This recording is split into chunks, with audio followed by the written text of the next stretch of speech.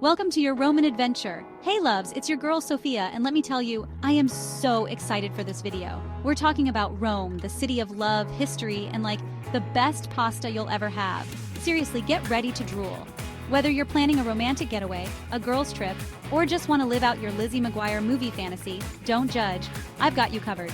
We're going to spill all the tea on the hottest spots in Rome, from ancient ruins to the cutest little cafes.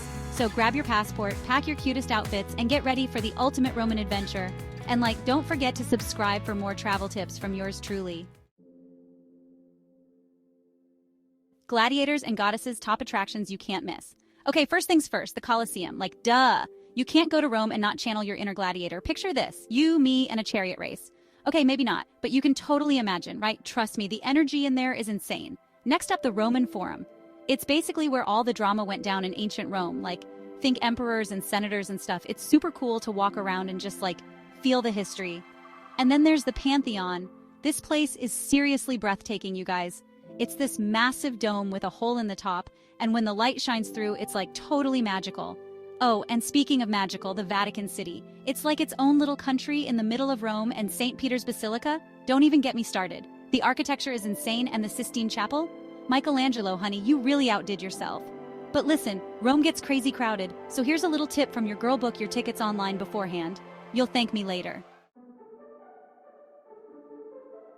Mangia, your guide to Roman foodie heaven. Okay, let's talk about the important stuff, food. And let me tell you, Rome is a foodie's paradise. First things first, you have to try the pasta.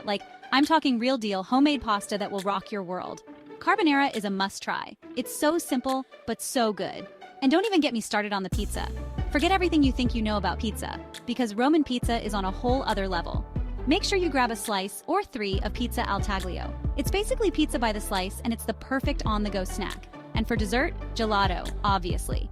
But listen up, because this is important. When you're looking for the best food, skip the tourist traps. Ask a local or slide into my DMs, I'll hook you up with the good stuff. Okay, so Rome is obviously known for its history and architecture, but it's also got a super cool art and culture scene. You can literally throw a rock and hit a museum or art gallery. Piazza Navona is a must-see. It's this beautiful square with fountains and street performers, and it's the perfect place to just chill and soak up the atmosphere. And then there's the Trevi Fountain. Now I know what you're thinking, it's just a fountain, right? Wrong. This fountain is iconic, and you have to make a wish while you're there. Trust me, it works. And if you're looking for something a little more low-key, check out Campo dei Fiori. It's this cute little market during the day, and at night, it turns into this lively spot with tons of bars and restaurants. Oh, and art lovers, you cannot miss the Villa Borghese. It's this stunning villa with the most incredible art collection. Think Caravaggio, Bernini, the greats. All right, let's be real, no trip to Rome is complete without a little shopping, right? I mean, a girl's gotta treat herself.